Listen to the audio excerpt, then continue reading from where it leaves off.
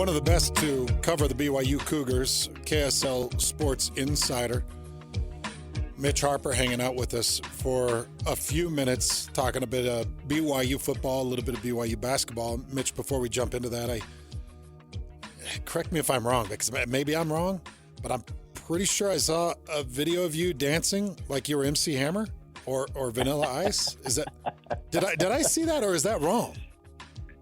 You did see that, and I was trying to be a fun TikTok dad. My kids had a sleepover, and they were doing TikTok dances, and then I imitated it, and I wasn't going to post it, but then they're like, do it. I said, okay, I'll do it. So, yes, I guess MC Hammer's a good comp, a good dancing comp. It looked pretty bad, but try to have some fun. So he was doing the Running Man? Yeah. No, yeah. Some of that, and a lot of the fist pumping. So there was a bit of the pit bull fist pump, and then there was some Running Man, and there was some lateral movements. But is this a recent video, Mitch? Because you looked younger and skinnier. It was recorded last week, so yes, it's very recent. Look at you, man. Did you stop to work out a little bit in the off season? Because during the football season, that's when I gained the weight back, and then and then the off season, you got to trim down a little bit. Man, I'm proud of you. You're looking good, dude. I look. You danced better than I could. I would tell you that. I'm going to give you that to you. You did better than I would have. Mitch Harper, BYU Insider, hanging out with us. So, is BYU a basketball school now, Mitch? Like, are they pushing all their chips to the middle of the basketball center? Well, for the sake of their future, you don't want to just be a basketball school because with revenue sharing, you want it to be about football still. But they are definitely committed to their basketball program, and rightfully so. BYU's got a chance to compete at the highest level in basketball with how good the Big 12 is and that early success that they've had in the first year in the Big 12, following it up after losing Mark Pope. They didn't want to lose that momentum. So getting Kevin Young and getting a staff of coaches that are wired to recruit and have the best of both worlds, where Chris Burgess brings just strong relatability to LDS athletes, where he can relate to any of these guys that have, gone through the ranks in this local area or LDS prospects in general, and kind of speak their same language. And then Brandon Dunson can maybe open new doors from maybe the, 5-star, 4-star recruit blue chip talents that he's recruited in his various stops in coaching.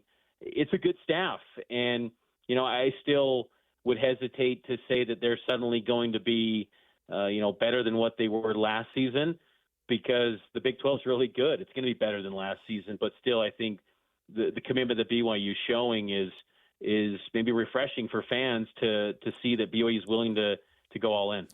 Any idea on why Chris Burgess would take the lateral move? In maybe some of the backstory, or is it all about money? I think money plays a role for sure, but it's an opportunity to, you look at BYU and they've got a program right now that is trending upwards. And, with Craig Smith, it's a spot, whether Burgess was on that staff or not, he was going to probably be on the hot seat going into this year. And, it's not very common for, an assistant coach on a maybe, if Craig Smith eventually got let go, for someone like Chris Burgess to elevate and get promoted as the head coach if that staff got let go. It's kind of one of those moves where it almost resets the clock for Chris Burgess. You looked at, even in a bigger scale, when Andy Enfield left USC, goes to SMU, on the surface, it maybe looks like a lateral move or a step down, but in many aspects, it resets his clock to where, at a minimum, he's getting at least probably 3 years. And for Chris Burgess, BYU is a place that's not known to fire its coaches. They didn't have an assistant coach during the Mark Pope era get fired.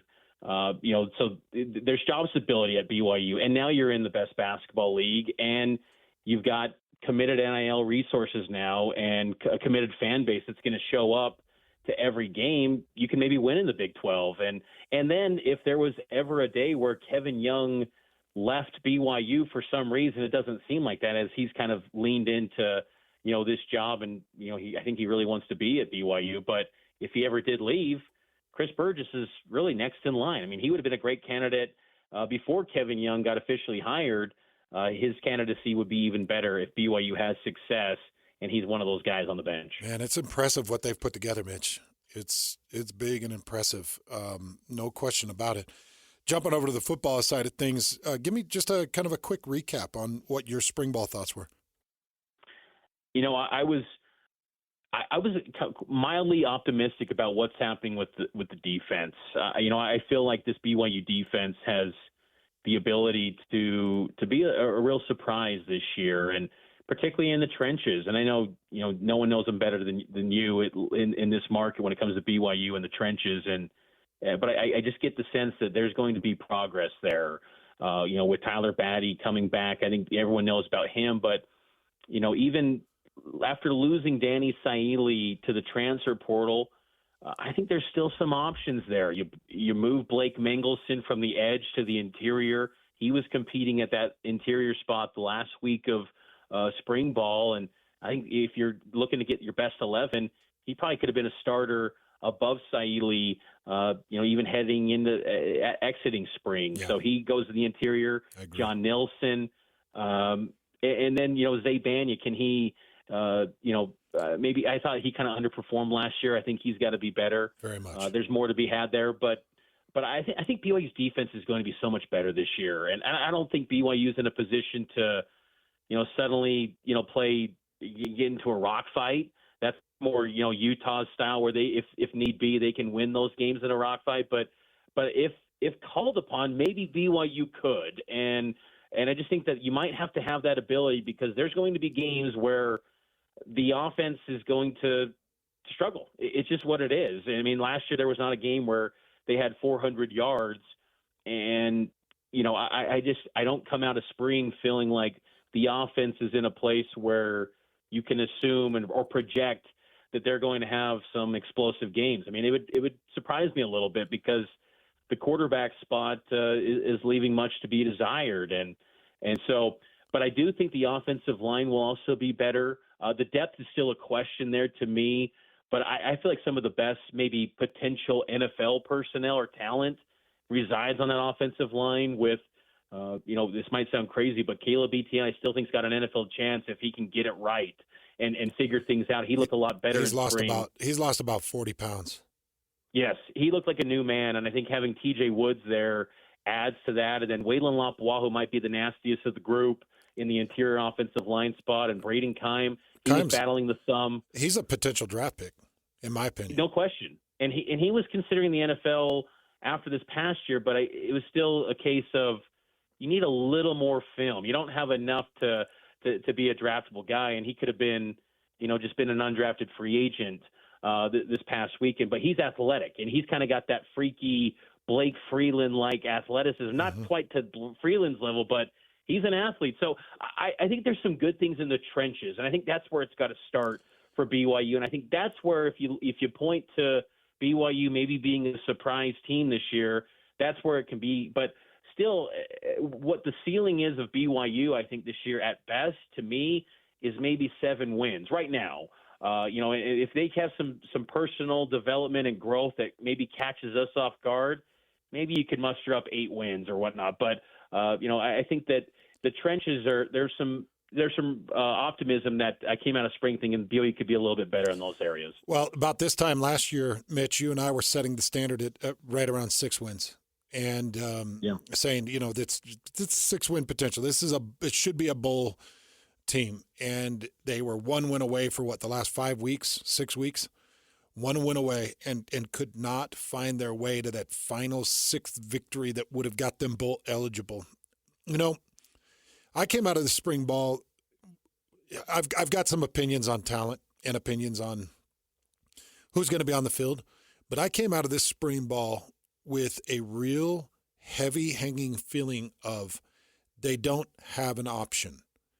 It's like you don't have an option for your defense to be bottom 100 again. You don't have an option for your offense to be bottom 100 again. There's not an option. So these guys are coaching in my opinion, they're coaching for their future. They're coaching with the word wouldn't be desperation because I think that would have a negative connotation. And what I want to do is more specify that these guys are coaching in an effort to continue being able to coach at that university because they understand that missing a bowl game again is completely unacceptable. And Jay Hill knows it defensively. He knows he's got to get these guys going. So I look at a guy like Isaiah Banyan. I'm like, hey, look, man, it's a quick change out. If he's not showing pressure in camp, it's a change out. Put in Ice Moa. Yep. Give me Ice Moa and rev up his engine and take off the parking brake and let him go.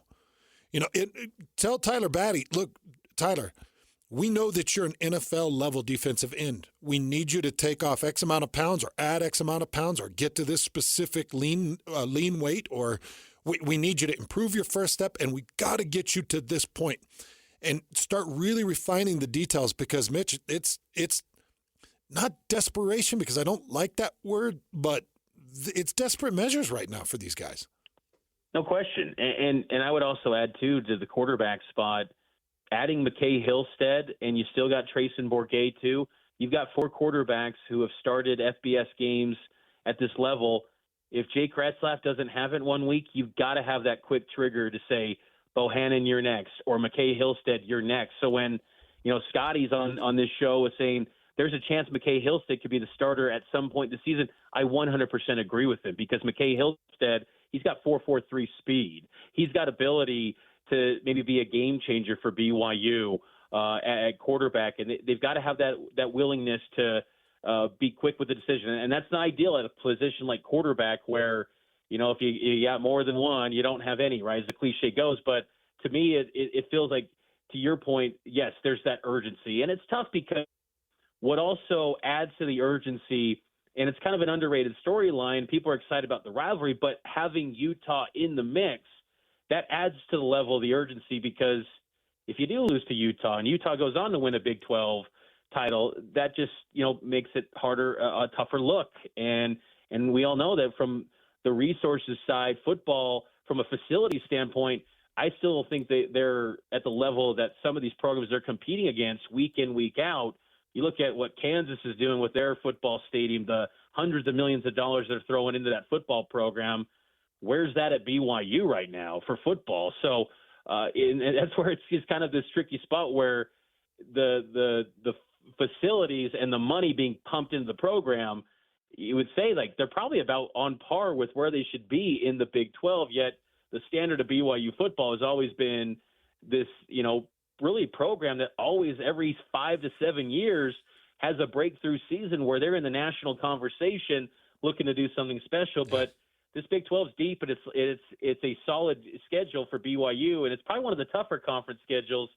So it's a tough sledding for the Cougars this year. But they've got to come out of the gate strong in fall camp because there's no time to wait.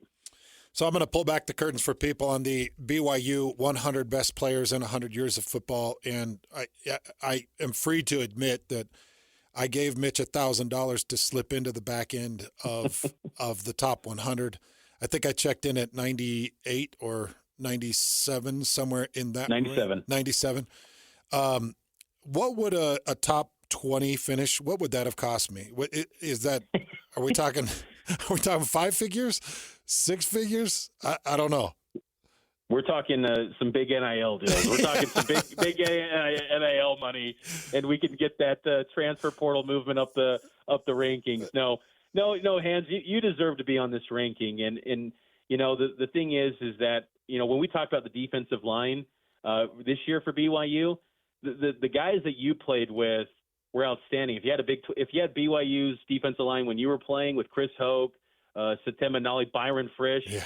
That's a Big 12 D line that's good, ready to compete and be among the best, if not the best, Big 12 defensive lines. And I think too, it's a point of reference of like that's what Kalani envisions for the defensive line. And sometimes you sacrificed maybe individual stats and accolades for the betterment of the whole collective team and that defensive line to open things up for other guys like a Frisch, like a Satema Nali.